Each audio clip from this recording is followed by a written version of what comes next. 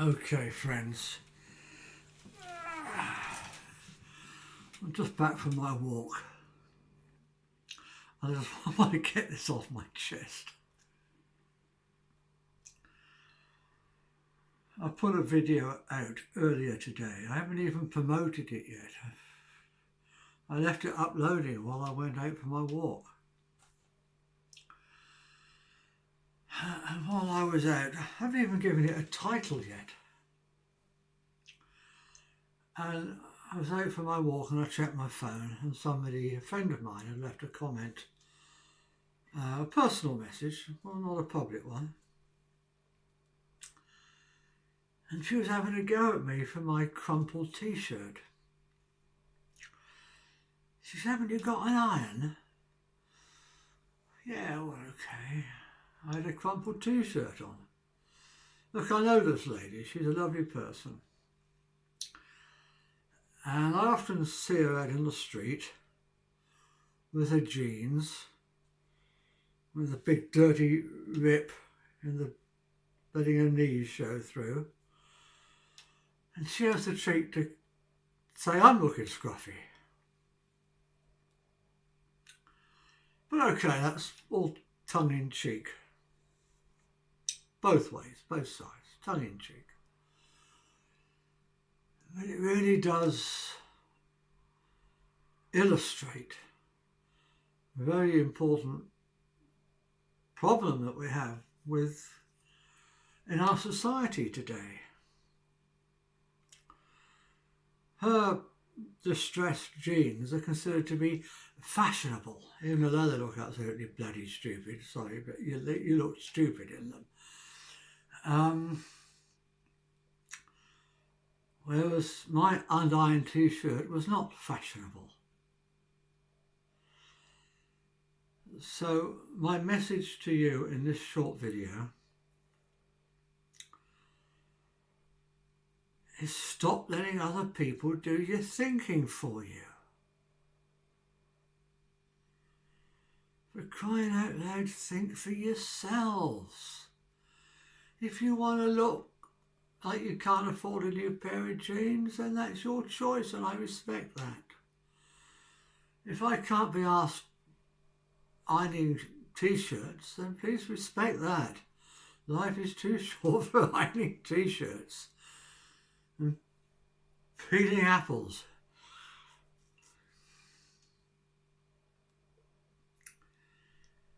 So I just wanted to get that off my chest. But my earlier video, it was curtailed rather abruptly because the battery ran out on the phone. And I'm sorry about that. That was very unprofessional of me. Look, I'm not professional. I'm just talking to some friends on the YouTube, you know. I'm not trying to be professional. This is off the cuff, from the heart stuff. It may not be professional, but at least it's authentic.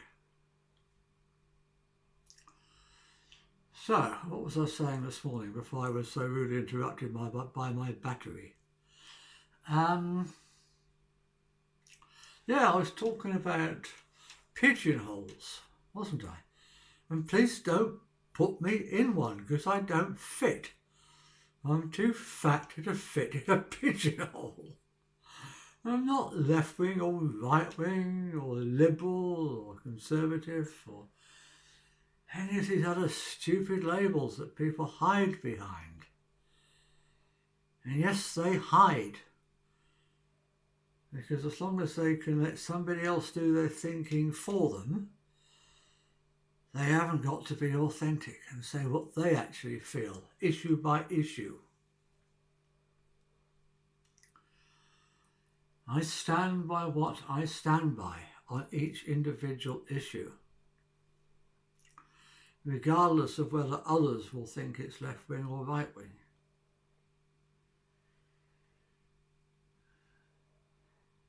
So I mentioned briefly about immigration and open borders. And I'm going to preempt it because nobody's written in to complain yet, but I'm sure some of you are going to be confused about that. So let me just say a little bit more. And I have said this before in other videos, and it's all in my book, Love Not Fear. But just look at the history of North America and look at what uncontrolled mass immigration did there. We had a peaceful, well, genuinely peaceful, they fought amongst themselves. They had border disputes, but they were a beautiful people, a highly spiritual people, a highly evolved civilization until the Europeans turned up. And the Europeans, with their arrogance and their chauvinism, thought their style of civilization was civilized and everybody else was uncivilized.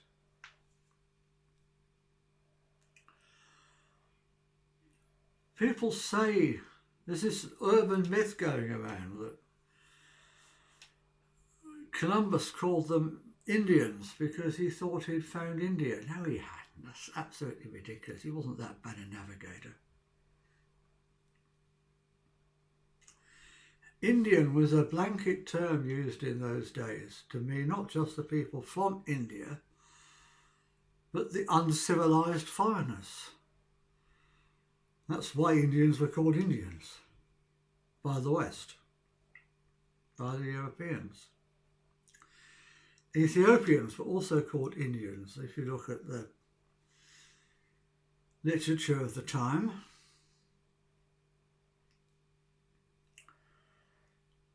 And so were Egyptians. It's just foreigners from France or Germany were civilized. So they were foreigners. People who didn't know which fork to use or didn't even have forks because they didn't need them and wore the appropriate amount of clothing for the climate were considered uncivilized, hence Indians. That's what the word meant in those days. It's just a reflection of European chauvinism.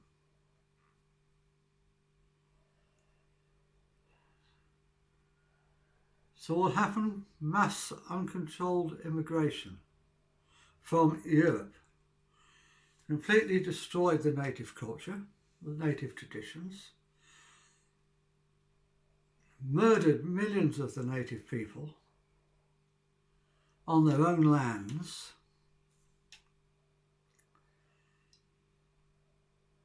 and then you call me far right for saying we shouldn't do that kind of thing anymore.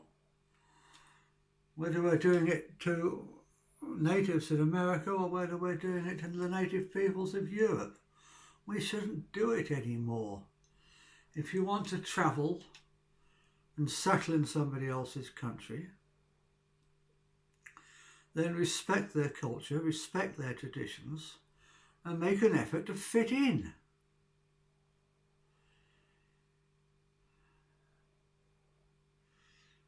So yes, I'd love to have open borders. But first we've got to learn how to travel and settle in other people's lands with respect for the people who were there before us.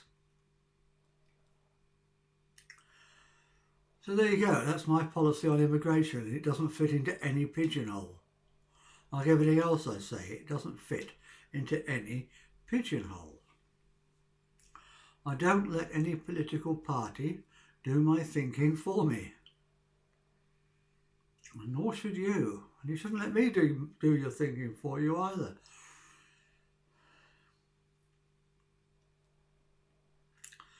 And the other thing I spoke about was this idea that I have for an informal gift economy. Now, I put something on Facebook, I don't know, a week ago. And it wasn't about any of this. It was about a completely different subject. And some pillock, I'm sorry, that's disrespectful, but it's the best word I can think of at the time, left a comment. They said, what Jack really means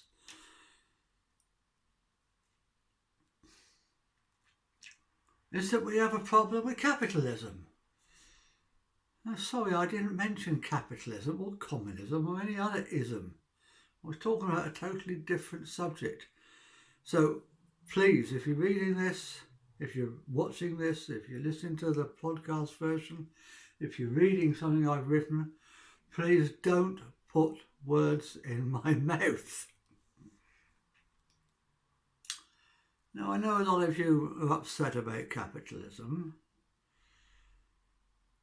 but you see the worst side of it. You see the big multinational companies, corporations, using their capital, their financial capital, their wealth, to gain unfair advantages in the marketplace and unfair advantages over their customers. And you think that's capitalism. But that's just one side of capitalism. Capitalism is just a laissez-faire economic system where the people that are doing the most useful things, the most popular things, sell the most, make the most money and carry on doing it. The people who are less successful realise that people don't want what they're selling and they go and do something else. And as long as we have money, and I think most of you know by now what I think about money, that's a pretty reasonable system. And then you contrast that with communism and socialism. Well, if you want to know what's wrong with socialism, just look at George Orwell's Animal Farm. How quickly the pigs who stood up for all the other animals and rescued them from the nasty farmer became just like the nasty farmer. And that's exactly what we saw in Russia. It's exactly what we saw in China. We saw leaders, which is why I say we don't need leaders, politicians saying, we'll rescue you from the Tsar, or we'll rescue you from the Emperor, or whatever it happened to be.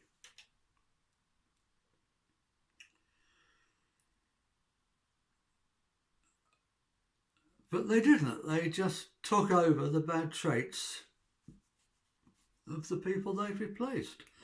The people have simply replaced one oppressor for another. So communism, socialism is a very, very bad system because it's run by governments, by governing type of people, by civil servants. Which is why I've come up with a third possibility.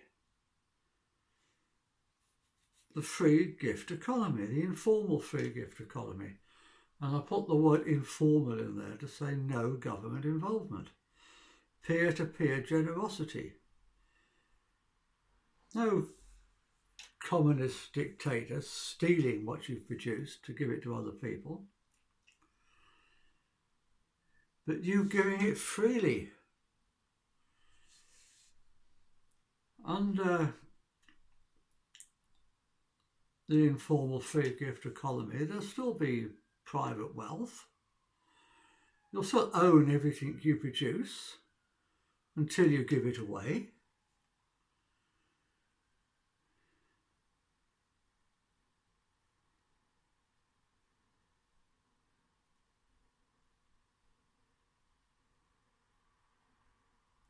And where this system scores above communism or capitalism is there is no money.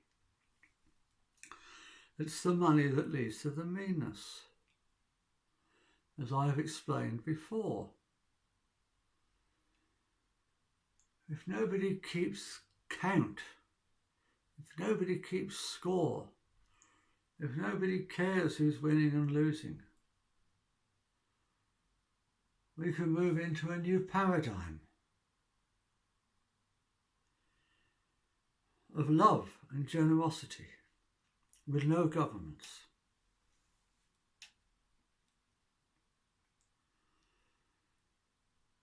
And we can start small, we can start today. As I said, we can use the websites FreeCycle and Street Bank to produce stuff to give away on there instead of just giving away second-hand stuff. We can start local clubs in our own town, our own village, our own city, where groups of people give freely to one another. You can do that now. You don't need to ask anybody's permission. It doesn't matter what the government think about it. This has got nothing to do with government.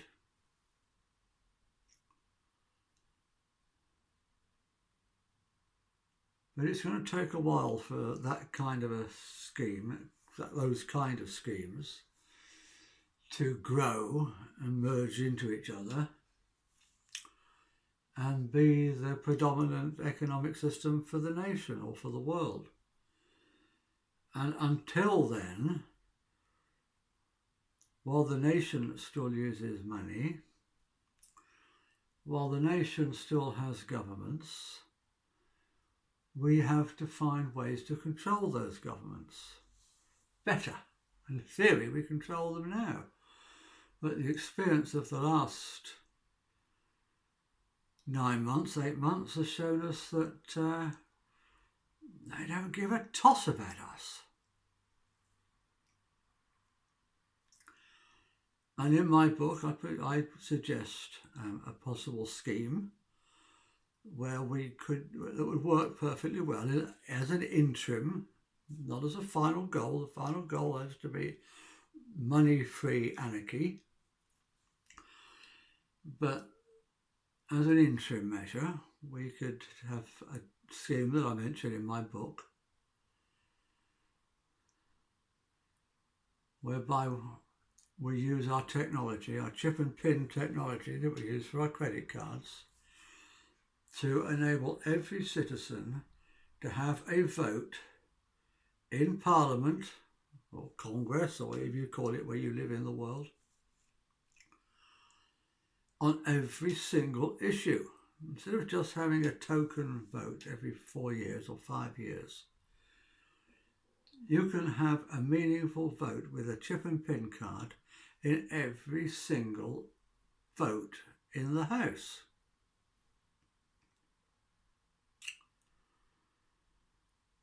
And that works because your representative, this is done by, it's quite a simple computer algorithm to do that. I mean, I could bloody write it. A 5-year-old could write it. Your representative gets to cast not one vote, but as many votes as there are people in his or her constituency. Minus the number that choose to vote for themselves in that particular vote. It's perfect democracy. I'm not saying we're going to get the fascists to agree to it. Of course we're not. I mean, they've got entrenched positions. That's going to be very hard. But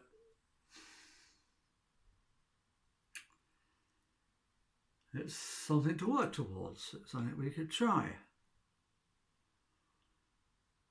And I also talk about the nation state, and that although ultimately I want to get rid of all governments,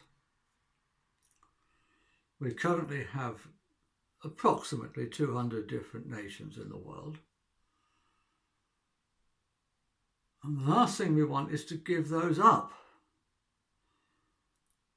You have the progressives, the so-called progressives, they want to do away with all of that. And what they don't see is that that won't leave a vacuum with no government. That will leave us with one totalitarian world government that we can never control because it's too big. So we need to stick with the nation-state system as it is at the moment until we're in a position to weaken the states, bit by bit, over the next few decades, and eventually do away with them. But doing away with the nation-states must lead to freedom. It must not lead to totalitarianism. So anyway, that goes a little bit more into what I was saying earlier, gives you a little bit more detail. So is any of that left wing or right wing? Well, it doesn't, does it? It doesn't fit into any pigeonhole. None of my policies, I don't like that word, it makes me sound like a politician, and I never ever want to be a politician.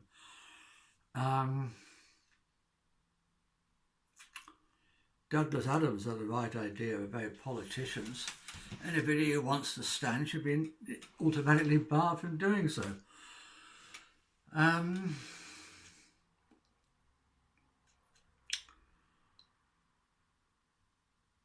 But yeah, that's my ideas that I write about in my book and I talk about on here.